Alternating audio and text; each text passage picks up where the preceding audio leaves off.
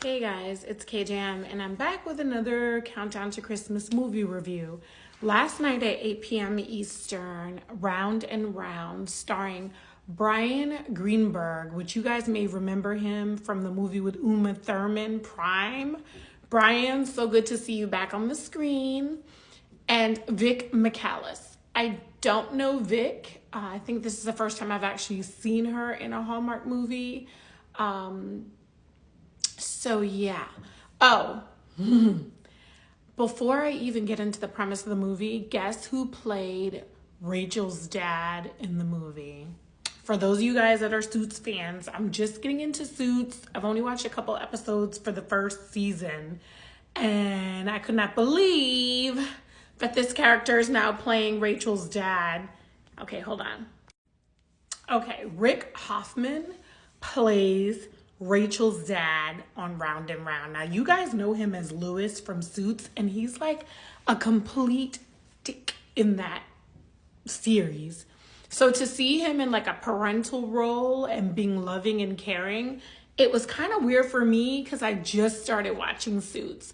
But as always, he's a wonderful actor, brings a lot of presence, but I'm so used to seeing him being sinister that it was so different seeing him so paternal and so caring to Rachel as she goes through her looping that also kind of reminded us of Groundhog Day starring Bill Murray. So it's like we're back in the 90s because I think that movie was in the 90s. All right, hold on. Okay, so I was right. Groundhog Day starring Bill Murray premiered in 1993.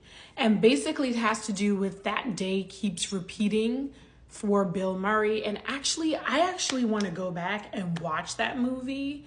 And this movie kind of triggered wanting to go back and watch the original, but this movie's kind of mirroring. All right, let me get into the premise of the movie. So Rachel's parents always host a Hanukkah party on the 7th night of Hanukkah. As you guys know, or if you didn't know, there's 8 nights of Hanukkah.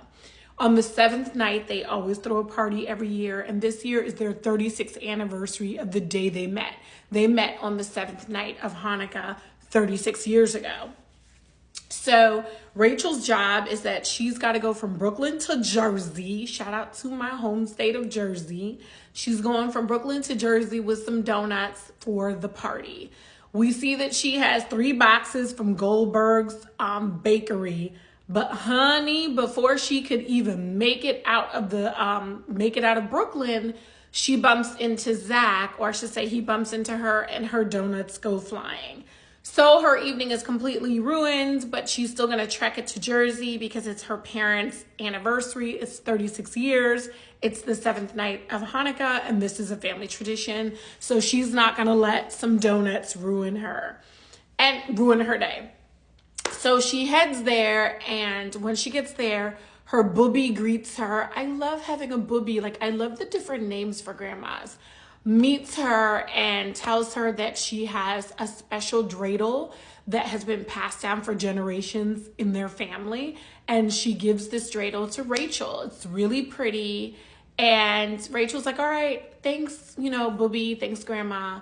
Grandma also brought along a very hot hunk. Also, the same guy that bumps into Rachel in Brooklyn is now the guy that is Zach is now at her parents' Hanukkah party, which is kind of weird. But I think the movie is playing on soulmates and that when you're meant to know somebody, because at this point, Rachel's dating a professor and it turns out he's got commitment issues. He fakes some sort of airport code that he doesn't want to give her family. And it turns out he just doesn't want to go meet her family, at their Hanukkah party. So Rachel sees Zach and it's weird. She's like, hey, you're the guy that, really made me lose all my donuts. And she's basically like, you're the jerk that did it, right? Zach is like, hey, it was an accident, but nice to meet you. And Rachel's like, hey, you dropped this little box. He had like a box that was like a protector thing. I don't know what it was protecting, but he had something. It was a box that he carries around for protection. And so the movie starts to loop every day. Rachel is reliving this 7th night of Hanukkah, just reliving it. So this movie is kind of like merging Groundhog Day with Stranger Things. Now with Stranger Things, I'm not saying you're going to have like, you know, weird creatures coming out of anywhere and taking over somebody's body. But if you ever notice in the Stranger Things episodes, they're always picking up extra people to solve whatever else is going on. So as the 7th night of Hanukkah keeps looping, turns out it loops for 7 days, Rachel keeps reliving the day and she doesn't know why she keeps bumping into Zach. First, she thinks it's like, oh, because she needs to break up with her boyfriend, and she definitely does. They have that breakup a couple of times. And then she's thinking it's because she's an assistant editor right now at a publishing house, and she really has a manuscript that she wants to show someone, but she's hidden it. You know, Zach finds the manuscript and then he's like, you know, maybe this is the reason why you're looping. So each time that she re-meets Zach, she literally makes sure that she gets information about him so that the next day she'll have enough information to convince him to come along with her. These two pick up 2 other friends along the way, some more of like Zach's nerdy friends, and they're still trying to figure out why are the days looping. And at one point, like, she pulls up in a van with like one of Zach's friends, and she looks like she's about to kidnap him, and he's like, yeah, I'm not going with you. But then she tells him enough to let him know that they're in their own version of Groundhog Day, and this 7th night of Hanukkah is just going to keep looping. Well, it turns out Rachel figured out that it's looping because the dreidel that her booby gave her was actually magical. And what it does is it loops for 7 nights until you actually connect with your soulmate. So you have those 7 nights to connect with your soulmate. And then her dad, Stan, played by Rick Hoffman, explains that that's how he met her mother. And there's 8 nights of Hanukkah. So the dreidel helps you with the 7 nights to find your soulmate. But then on the 8th night, you have to actually do the work. You have to want the love. You have to want the relationship. You have to want all the goodness that comes with this looping episode. So here's the thing. I kind of struggled with this because Rachel, the character, spoke very quickly. Megan and I agreed on this. We are on the younger side of Hallmark's viewers, and I could not imagine like the 50 and up or 60 and up or even 70 and up crew really following every word that Rachel said. So that was a little annoying that she spoke so fast. And I'm gonna tell you, I came to that conclusion within like the first 5 minutes of the movie that she was speaking faster than she probably should. And that's coming from someone who speaks fast. But I always think to myself, like, it's Hallmark, so you have to think of what the average viewer may look like. And even though there are a lot of millennials like myself that do watch Hallmark, still the average viewer is probably somewhere like in their 50s. And I just thought, okay, this is really fast paced. So Megan didn't really like it except for the ending. I struggled. I didn't know if I was going to give this movie a 7 or 8, but I'm going to give it a solid 8, and I'm going to tell you why. Diversity and inclusion.